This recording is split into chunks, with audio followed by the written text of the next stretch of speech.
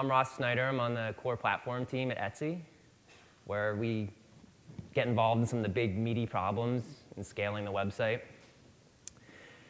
And this talk is about a specific time period in Etsy's history and the decisions that were made and their repercussions and how we got around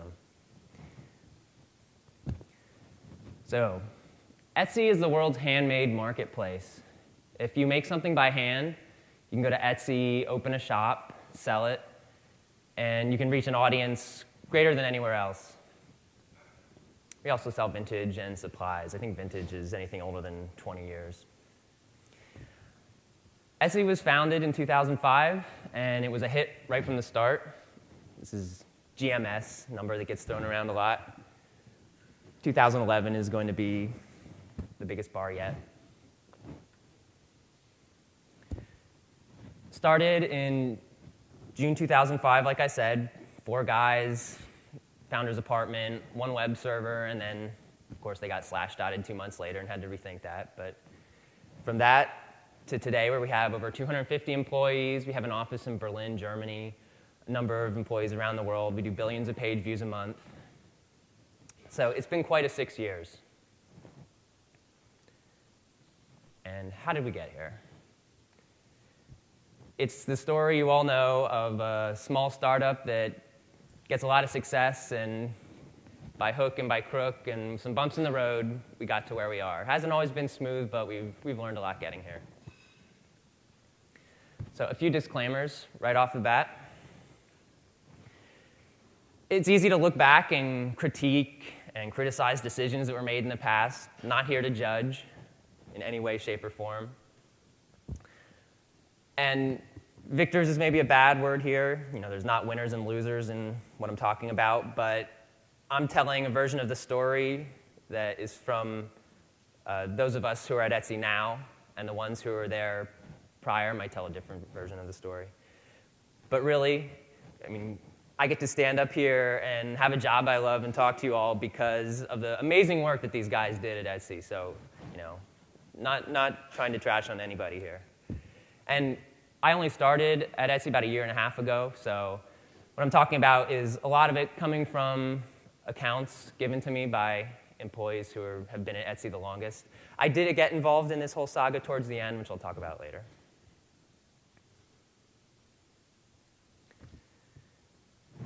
So, okay, what did Etsy's architecture look like in 2007? That's where this talk starts. This just gives you a little snapshot of the technologies that we were using at the time. Lighty maybe is sort of the most controversial one, which supposedly was chosen because less people were using it, and therefore it was going to be more secure, less exploitable than Apache. The other stuff is pretty standard. Most of the business logic on the site in Postgres stored procedures. One of the Etsy founders came from a put it all in Postgres stored procedures background, so that's what they did. And also relied heavily on Postgres types to represent their data in these stored procedures. So very, very entrenched this way.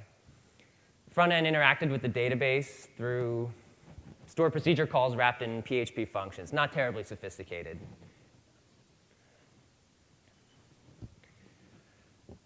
The database was partitioned by feature somewhat, but we still had one large central database. This got us, this bought some time. Went from having one database to having a number of databases partitioned by feature, but there's only so far that could get us.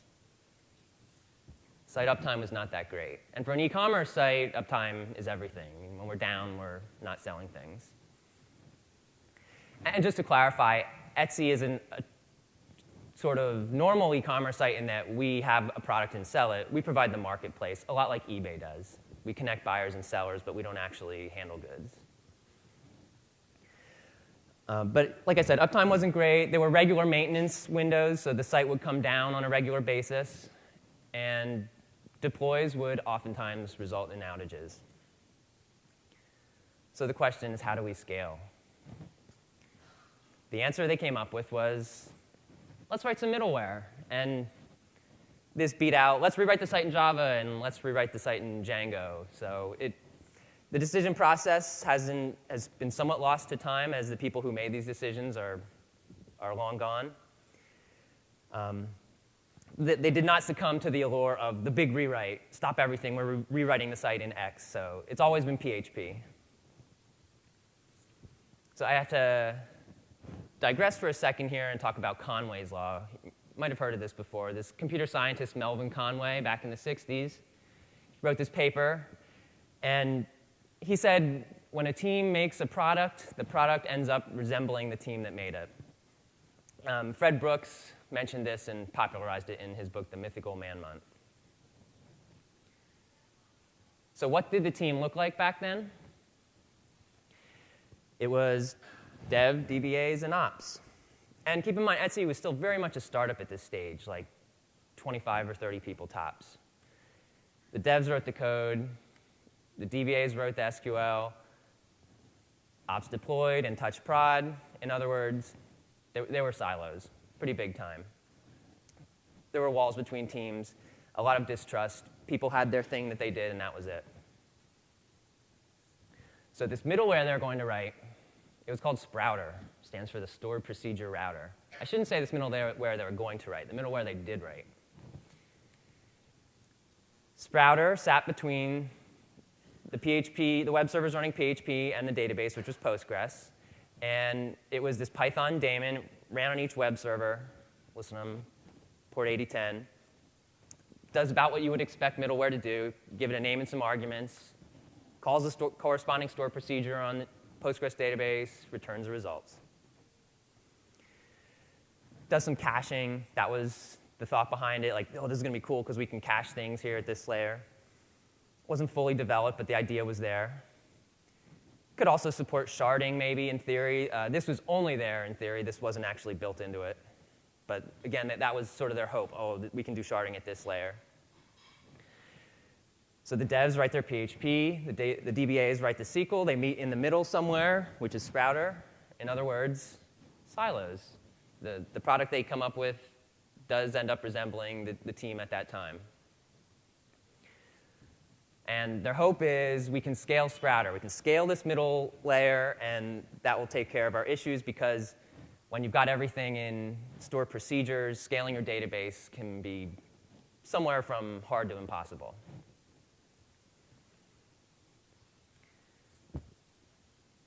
So the way this worked was, around fall of 07, the idea came up at an engineering all-hands.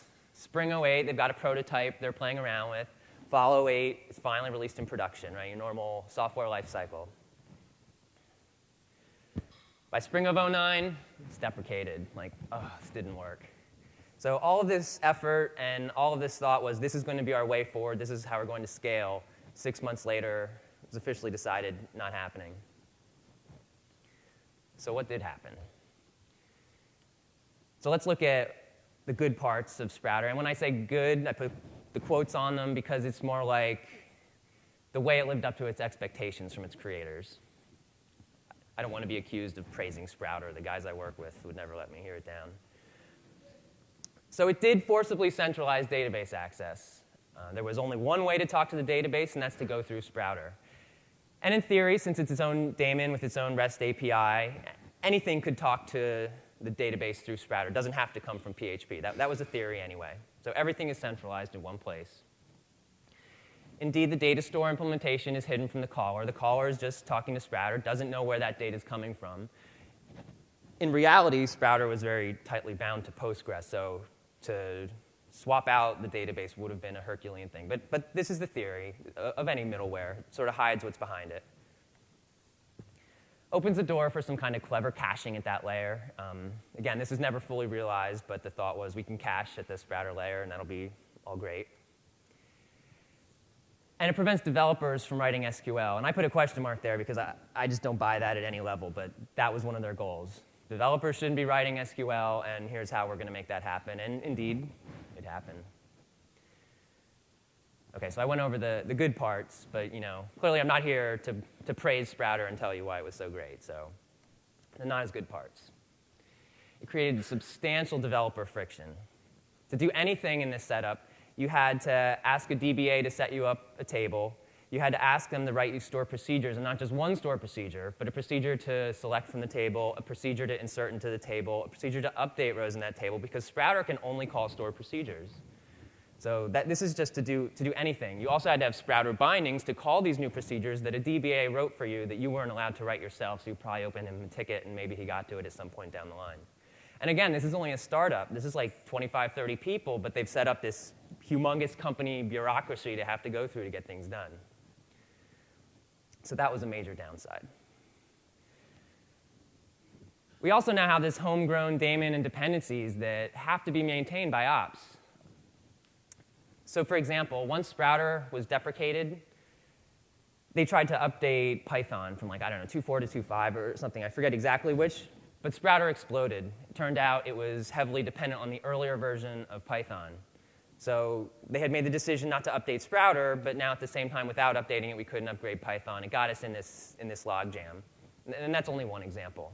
It just created extra operational overhead to maintain this homebrewed daemon. I mean, there was no community. They came up with this themselves. They envisioned this whole community. They envisioned open sourcing Sprouter and a community springing up around it, and it's going to be this really awesome thing, but it didn't quite happen. And as a result, it's just a piece of homegrown software doing something really important, and when things go bad, you have to dive in and fix it yourself. It also made deploys, which weren't great at the time. It made them much, much worse because it required a level of synchronization with the database. Sprouter cached these Postgres stored procedure identifiers, but when the procedure would get recompiled, the identifier would change, and so Sprouter would have to know about it. So anytime a procedure changes, Sprouter has to be rolled at the same time, but one is in your database, one is on your webs, in fact, many of your webs, so a lot of coordination was required. Deploy basically was a mini outage almost every time. And there's also an example with Postgres types, where anytime a type definition changes, any procedures that reference that type must be recompiled. And I already mentioned how that requires Sprouter to get bounced. So it just created this web of nastiness on top of the not-so-great deploys that were already happening. And without the sharding features, which were talked about but never actually showed up, the database remained a single point of failure. I mean, it was backed up and everything, but there was only one database there. If it ran into problems, downtime. So to summarize, this Sprouter experiment created extra barriers to development, didn't really do for site reliability very much, made deploys worse, required extra resources. In summary, it failed.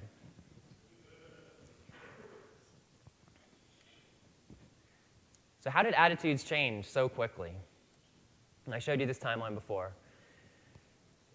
It turns out right around the time Sprouter was being released, fall 2008, something happened at Etsy I've called the great Etsy culture shift. And I attribute this largely to Chad Dickerson, who was the CTO. He was hired as the CTO right around this time. He's now our CEO. He did a huge amount to move Etsy engineering in a positive direction. So like I said, just around the time it's going live, it's really, most emotional proponents, they're not there anymore. As they leave, they take with them a devotion to everything in Postgres stored procedures and types, fear of developers writing SQL, terrible, fear of developers touching prod in general, the idea that infrequent and large deploys to production was a good way to get code out, and a general not developed here attitude. I mean, Sprouter was solving a problem for which there were workable ideas out there, but they kind of said, you know what, we got this. We're going to do this. And they didn't have this. So just sort of to summarize, this is kind of what happened. Things are very locked down, and we're not quite singing Kumbaya now, but we're on our way. DevOps got us a lot of the ways there. In case you haven't heard this term 10,000 times already over the course of this conference, DevOps is ops guys who are engineers who are also ops guys, silos, bad, trust, cooperation, etc. These are good things. Kind of a general, we're all in this together. Let's go to each other for help. Let's get stuff done. So then what ended up being the way forward? Because fall 2008, or spring 2009, all we have is Sprouter, but we've decided we're not doing it anymore. This is not going to work. So the first thing to do is stabilize the site. This, like I mentioned, Etsy wasn't known as a great shining light of uptime at the time. So this involved improving our situation with metrics and monitoring. And when I say improve, I mean having any metrics and monitoring. There might have been minimal stuff, but yeah, we were really lacking. And we have something that we created. It's on our GitHub. You can check it out. It's open source. It's called StatsD. Super, super handy for counting things, timing things, gathering metrics. We rely on it heavily. Along with stabilizing the site, that meant upgrade our database vertically as far as possible. This is what previous people at Etsy thought, well, we can just keep upgrading our databases vertically. That's not a problem, right? I mean, like 10 years ago, that's kind of what you did. Except we went, in 2009, they did upgrade our master database as far as possible to like the limits of computer hardware at that time, and it still wasn't enough. But it bought us some breathing room. And while we're doing all this, and it kind of maybe seems strange on a slide that says stabilize, but you want to give your developers production access. It's just you're cutting off your nose to spite your face when you don't let them be there to see the code that they wrote performing. It just makes everything easier. So the site became more stable, and another thing that was added to the mix is continuous deployment. And I do mean continuous deployment, not continuous integration. Continuous deployment means any engineer at Etsy can deploy the whole site to production at any point. This happens on average something like 25 times a day on the average workday. We deploy all the time. We do that by making it really easy to deploy, and we have a tool that also was developed at Etsy called Deployinator, and you can find it on our GitHub. It's really, really cool. I've never been in a continuous deployment environment until I came to Etsy, and I can't imagine getting anything done now that I've experienced it. Can fix a bug, commit the code, deploy. The code you just wrote is now in production, sometimes 20 minutes later. And Deployinator is cool because it's one button. You press a button, it deploys the site. It's not a bunch of custom scripts. It's not I have to remember to sync this, that, and add this or anything. It's a button, and you press it, and the site deploys. And the big win with continuous deployment is we have small change sets that are going out all the time. So this is also one of our things. We don't want people to come in and drop a Git bomb of 5,000 lines of code and hope to just get that out there. We deploy things frequently in little bursts, little bits, and if something does happen to go wrong, because it's in little discrete chunks, we can quickly go through and figure out, here's where things went bad, so let's fix it and roll forward. Now, you can't just say, tomorrow, OK, we're switching to continuous deployment and everything is great. I mean, we have a lot of tests that run on every piece of code. It requires really good communication. We use IRC at Etsy, so we are all talking to each other all the time, all day, every day. And it's not that we don't do QA, but it's that this way, with small change sets going out all the time, we can kind of distribute QA, where it's the developer's job. If I'm putting something out there, I'm going to test it thoroughly and make sure it works. There's no QA team where we throw things over a wall and say, hey, here you go, tell me if something breaks. We, the developers, are in charge of making sure that our code is solid. So the site's been stabilized. Deploys went from painful to painless. Now we have to figure out how to get around Sprouter, because we are still relying on Sprouter. We don't like it, but it's all we have. So the way we decided to do that is to use an ORM, Object Relational Mapper. And these inspire a lot of debate. They're also known as the Vietnam of computer science. So if you haven't, you should Google that sometime. First result is the thing I'm talking about. There's this really long essay on how ORMs are the Vietnam of computer science. They sound great at first, but you try it, and the more you get involved, the harder it is to get out, and the worse things get, and there's all kinds of parallels. There's a lot of debate, even at Etsy, about the merit of ORMs, but the fact of the matter is we needed a way around Sprouter, and this has provided it, and it's done really well for us so far. So our front-end PHP ends up talking directly to the database. There's no more middle layer. It talks straight to the database through the ORM, which is also written in PHP. It shifts some work to web servers, which is cool by us because we can scale those easily. And one thing to note is that we did write our own ORM here, which would kind of seem to go against the not invented here I mentioned earlier.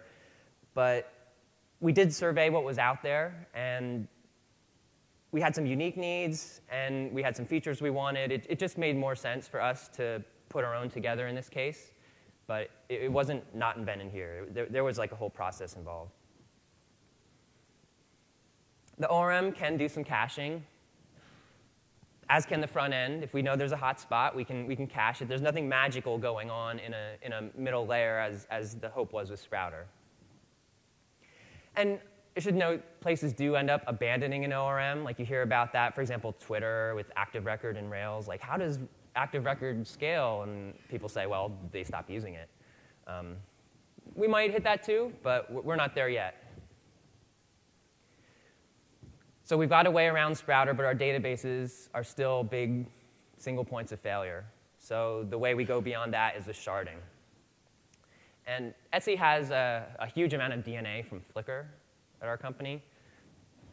And one of the things that has been brought along is their database sharding scheme. So we've implemented that pretty much straight up as it exists. It's based on MySQL, not a lot of big relational properties of MySQL, but basically just using it to store data. It's a battle-tested strategy. I mean, Flickr is using it on a humongous scale. It's well known. But the knobs to tune it are well documented. Scales our database horizontally to basically infinity. And everything is master-master replicated, so there's no single point of failure anywhere in the scheme. There's maybe double points of failure if both sides of something fall out, but by and large, we can lose a database and be OK. So the idea is we're going to gradually phase out the use of Sprouter, that other middle layer, and phase in the ORM and sharded data.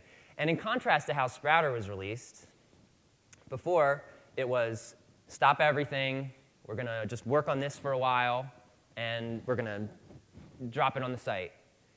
And as you might imagine, features fall by the wayside while people are working on infrastructure instead, and big deploys end up exploding in your face. We did the opposite here, where a couple people were working on this off on the side, and we gradually, over the course of time, phased it in. So in Spring '09, this is the timeline from before, from Spring '09, when we decided we're not updating anymore, we finally were able to turn it off in spring of this past year. So for 2 years, it hung around, even though we grumbled every day and felt dirty about seeing it in the code. But we knew we couldn't just stop everything to focus on this one thing, even though we might like to. So we gradually phased it out. And my involvement in this whole thing came in because I sort of did the final push to get this out of our code base. I got to be the one to remove it from source control. It felt good. So lessons from this whole thing that we went through. Again, same slide I posted before. This is what we looked like in 2007. This is what we look like today in 2011. We may not phase out Postgres completely, but new web accessible data all goes onto our MySQL shards because, like I said, we can scale those horizontally without a problem. And you can see before we had PHP and some Python and some other stuff, and now the Python's gone. We're largely just PHP. And the reason is, rather than end up with separate services potentially, or separate domains of the site written here in this language over here, in this language over there, using this other data store over here.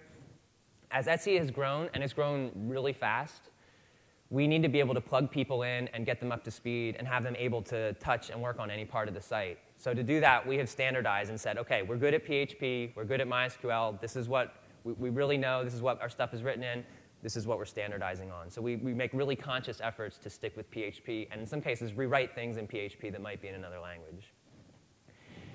And now we are using Apache like the rest of the world. You know, we learned open and trusting Much better than closed and afraid. I hope I don't even have to say that. DevOps, yay. Front-end database type interaction, I guess it's sort of alluring to think, man, I got this under control and I have a really cool solution and I'm going to do it. But if you're going to scale, you really can't take chances on that. And as a side corollary, and I think probably most people already know this, but if you're doing something and you would describe it as especially clever, you're probably doing it wrong. Especially in our case. I mean, we're not sending a rocket to the moon. Etsy is an e-commerce site, and yeah, it's not that hard. The architectural decisions that were made that we had to overcome, like the work I had to do to get us out from under this thing called Sprouter. I mean, the guys that guided these decisions, they were long out of the company. So you have to sort of think about the decisions you're making like today. And if you might think it's not going to be around that long, it's probably like times 2 plus something. It's going to be around. You're going to end up having an effect that you may not even imagine. And there was a time at Etsy where things just looked grim. Like we were in a hole. We're stuck with a technology we don't want to use and no way out, and we're growing like crazy every day. What do we do? But we made it. It's been a long road, but there are solid scaling strategies out there, and we made it, and things are looking brighter by the day now instead of darker. I acknowledge completely we're probably making mistakes at this exact moment that are going to lead to a talk in 2015 on how those guys back then were a bunch of nut jobs, but that's the way things work. We have a tech blog called Code is Craft where we write pretty extensively about the things that I touched on here today. And in case you didn't already hear this from everybody presenting at this conference, we also are hiring. Go figure. So you should check out our site. Oh, yeah, I don't think that's a real number, so don't call it. I don't know. Yeah, so that's my talk. Does anybody have any questions they want to ask about stuff?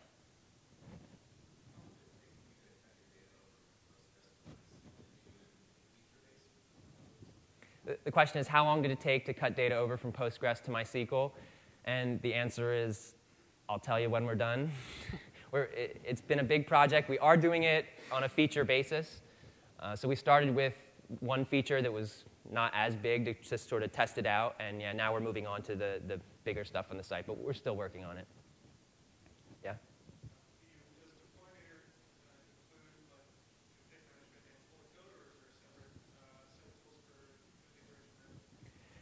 Does Deploynator include configuration management and code, or are there a separate set of tools for configuration management? It's just code. We use Chef for configuration management.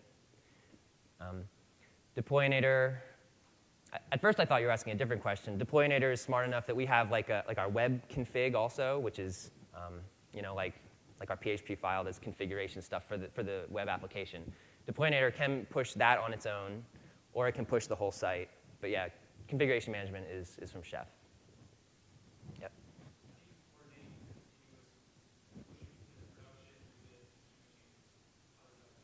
The question is, how do we coordinate continuously pushing to production with schema changes?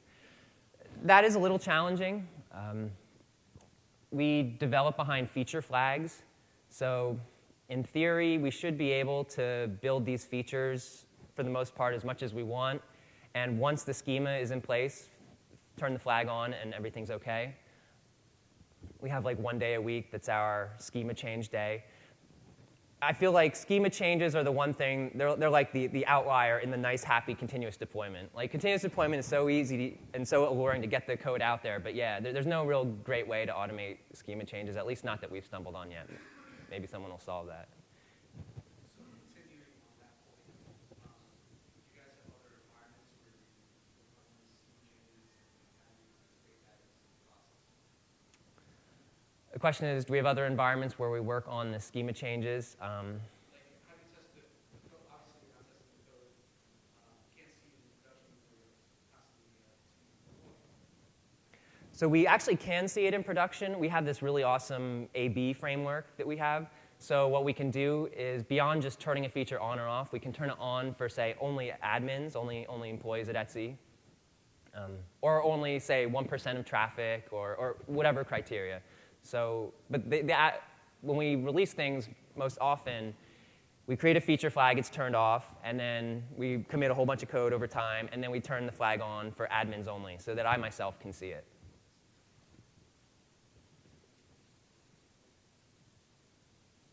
Question?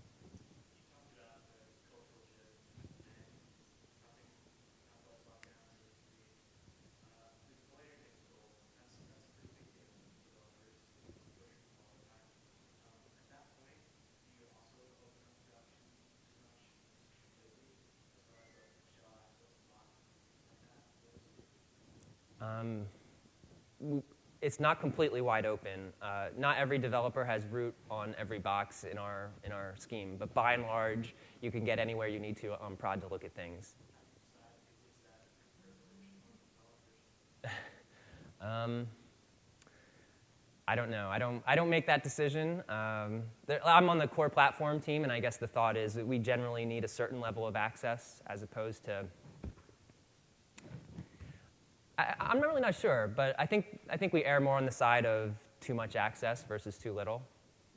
And you're right, deployner is a huge gift, but I mean, this is intentional. Our Chad Dickerson, who I mentioned before, who was formerly CTO, now he's the CEO, he gave a talk at a keynote at a Rails conference, I think in like May, and the title of his talk was Optimizing for Developer Happiness. I mean, this is like a really conscious thing. Like, we just try to make it so that you don't get a lot of no, you can't, here's why you can't, et cetera. Like, it's really easy to get our job done. Question in the back?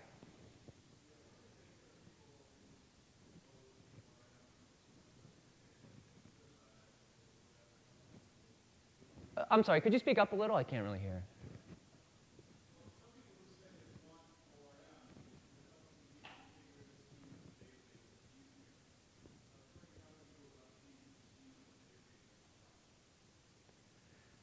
The question is how we go about changing the schema of the database and then keeping it in sync with our ORM. Is that what you're asking?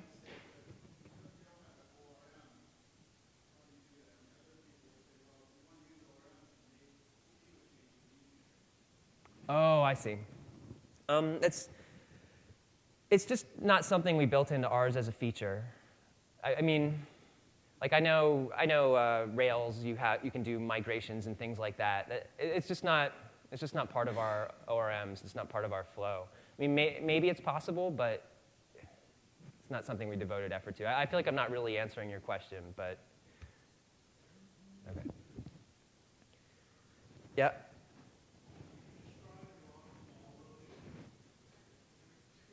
Sure. Our on-call rotation, every developer goes on call for a week, and we just sort of split up the year. We have enough engineers now where you don't have to repeat very often. So basically, 1 week out of a year, you're the guy. That's pretty much it right now. Sometimes we double up around the holidays, which are our really busy season. But yeah. Sorry. Ops has their own rotation, so they have their own thing, but there's always a developer on call, and there's always someone from Ops on call. So we have our standard alerts. If things go bad, we can alert the person on call. Yep.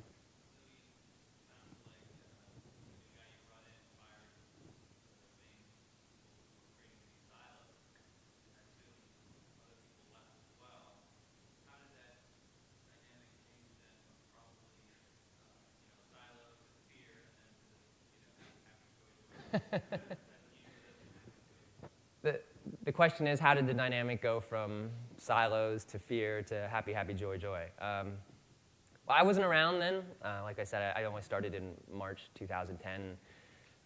I've talked to some people who did go through that period, and I mean, it happened gradually and over time. I don't think it was on a Monday, people are gone and everyone's afraid. On a Tuesday, here's the roadmap of how everything's going to get better. Like, I think these positive changes came in gradually, and I'm sure there was a time when morale was not so great there.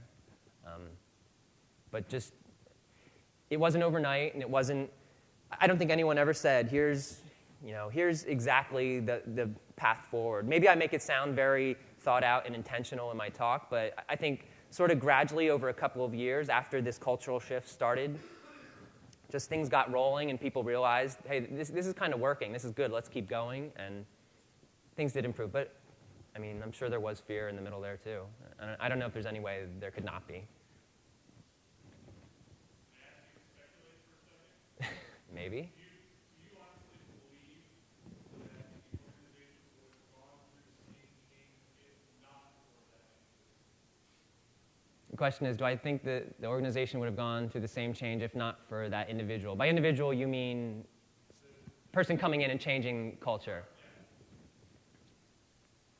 I don't. I think it would be a totally different environment today.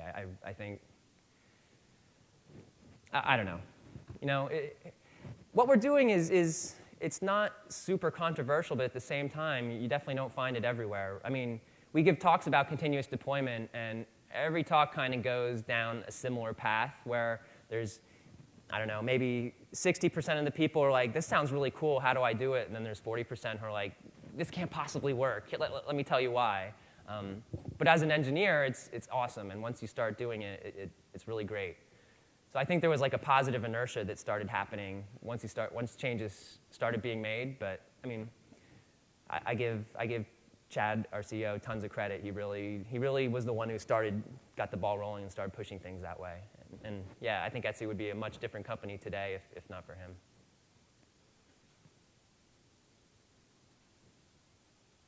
No more questions? All right, well, I hope you all come work for us soon.